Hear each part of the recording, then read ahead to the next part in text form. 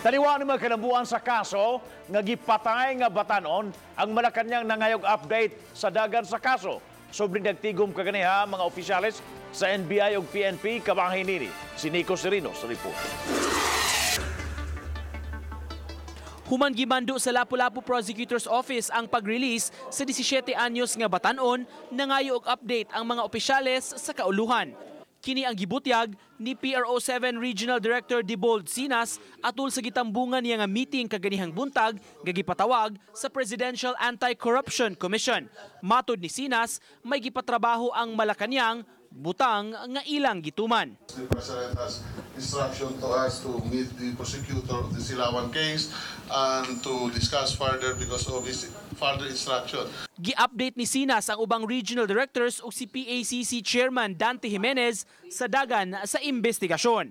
Labi na sab sa kaso karong bag-o sa nahitabo sa gipatay nga mag-uuma sa Danao City kansang naong giingong gilaplapan usab. Similar modus operandi. So habang we're following up with the other investigations ganito together with the COAN, inuna muna namin yun, sir. There were 2 documented cases, sinusundan po namin yun.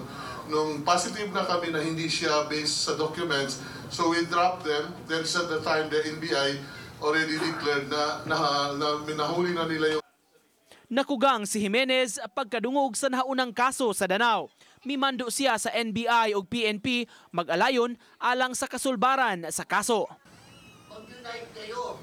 You unite because you serve only one. Ang ating presidente at ang Filipino people na nag-elect sa kanya. Tama ba? Sa kalambuan sa kaso, labi na sa pagpagawas sa 17 anyos nga suspect, matod ni Jimenez, satisfied with the conduct of the investigation of both agencies? Well, so far, in a way, yes. But of course, sabi ko nga, nakokorek naman ng mga mistakes. Hindi pa naman too late yan. Kahit na pakawalan yung suspect, meron niyang, may pang pwedeng magawa.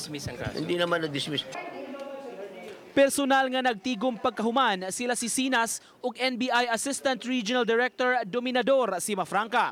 Wala hinon sila magpa-interview kabahin sa gituki apan mipasalig nga ang duha ka ahensya nagtinabangay. So the NBI and PNP were exchanging notes. So basically, sir, we were communicating and exchanging. Uban ni Rod Prado, Nico Sereno, Balitang Bisdak.